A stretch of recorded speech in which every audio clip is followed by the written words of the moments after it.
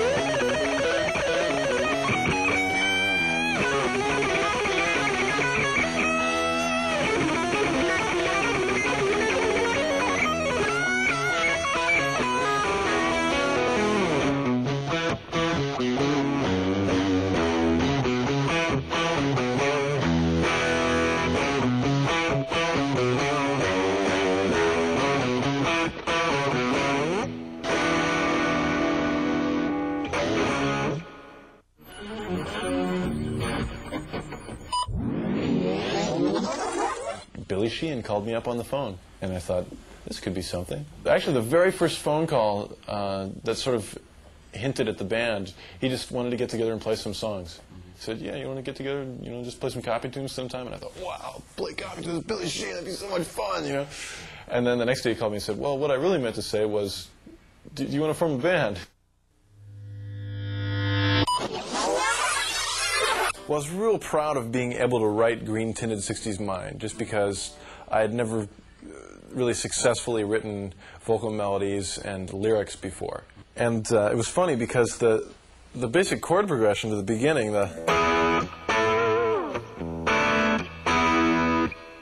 I'd been screwing around with for a long time.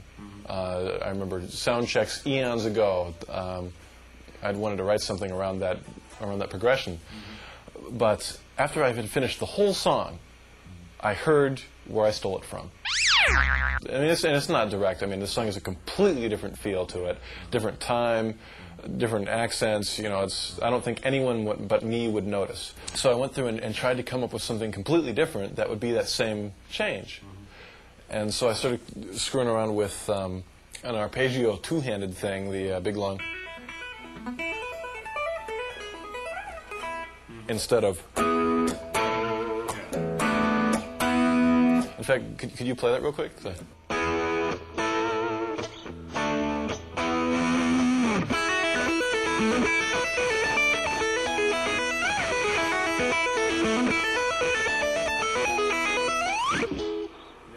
And after I was done, I thought, wow, that's even better. I got to do this more often. Whenever I write something, I have to pretend that I stole it from someone so I can come up with something that cool.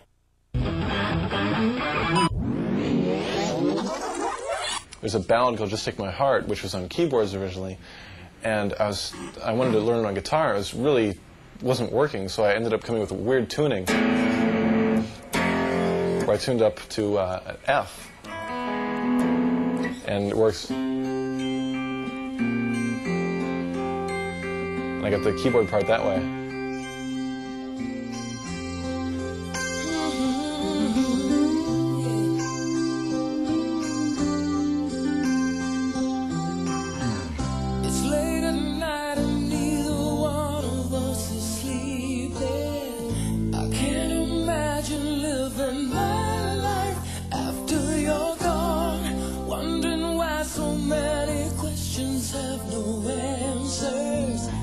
Keep on searching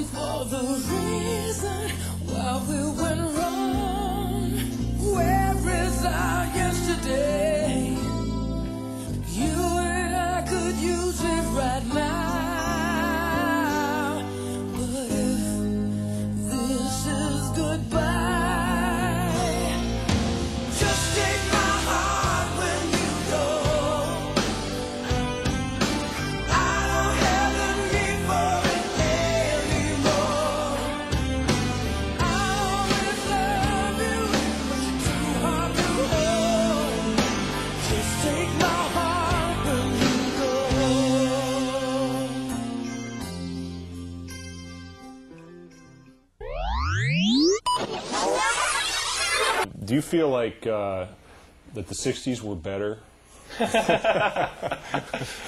Well, it's funny because the majority of music that I listen to is older music. I don't know whether it's because it's better or because it's a nostalgia thing for me, because it's the music I grew up listening to. But, I mean, there's certainly contemporary stuff that I like, but very little of it is rock.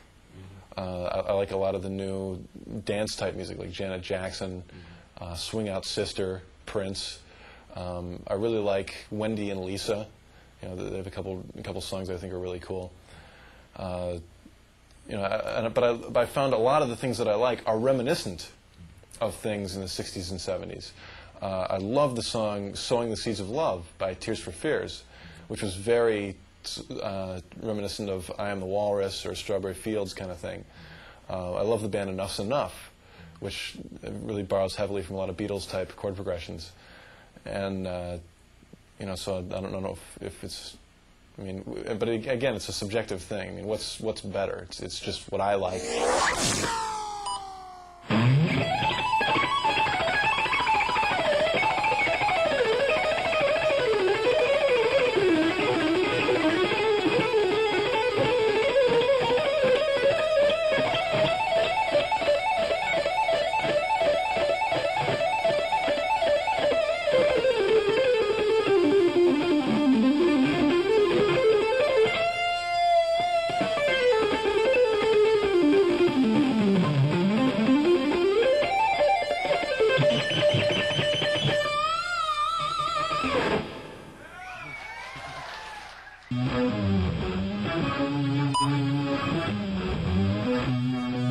Eric had a demo of that song that he had written 4 years ago, and he had played it for me when we were recording the first album, and I just wanted to hear it because I really liked the song, and I called him. I said, "Eric, can you send me a tape of that tune? You know, it's kind of Beatle-y kind of thing, you know."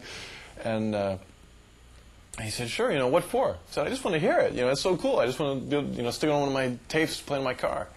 And he sent it down, and I listened to it more. And I thought, "This is so cool. You know, I wonder if I could con the band into doing this." So. On our rehearsal tapes, I stuck it on the end of all the tapes, and Pat, my drummer, calls me up an hour later and goes, "Paul, what's the song at the end of the tape? It's really cool. What is it?" You know, and so finally we ended up all really liking it and doing it.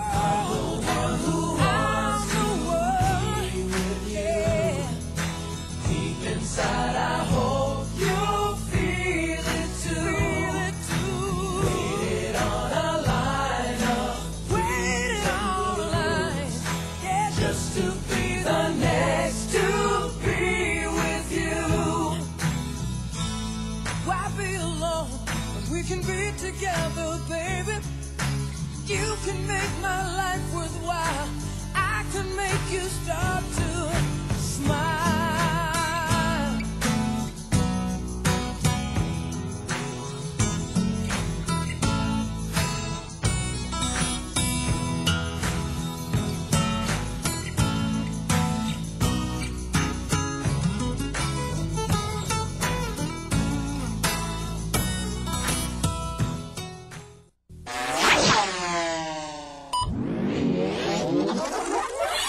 I wanted something to be really frightening. I wanted to sort of do a Racer X style solo. I wanted to have a section of all 16th notes, just. Right. But it starts off on an upbeat. It's like 1, 2, 3, right. Yeah. And it's hard to go. Yeah. So I had to figure out a way of doing that. Initially, I wanted to change the song. I was like, can't we just go 1, 2, 3, 4 instead of you know, how do you get into it from there? But I came up with like 1, 2, 3.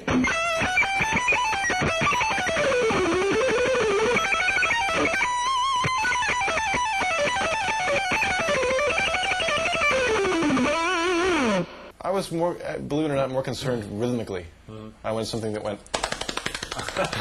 Whatsoever it might be. Who can, at that speed, who can tell the notes anyway? Yngwie and Gary Moore are both really inspiring for the picking stuff. I mean, I just never heard it before. I worked a lot on the Van Halen stuff, so I was real familiar with, you know, that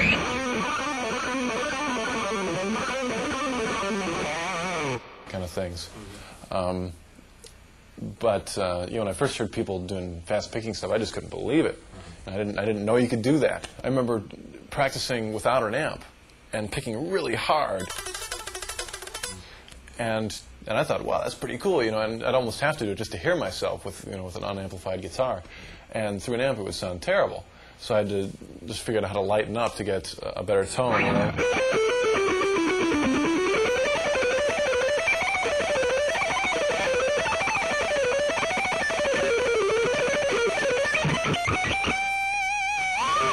So I worked real hard on it for a long time. I ended up completely changing the way I held the pick, which How so? which sort of gives me faith in humanity in a way, because I figure if I could change that after playing for 7 years. So I used to hold it like this. Three fingers. Yeah, with these two fingers, and this one I used to bend it back like... So you actually struck the string at an angle. You can sort of do it. And I ended up switching to using, instead of the flat part of my finger, the side of my finger, and held the pick more of a forward angle. And what caused you to switch? Seeing players who I really admired being able to play seemingly effortlessly. And I saw some Yngwie videos where it just took him no effort at all to do this amazing stuff, and I was sitting there going, ah.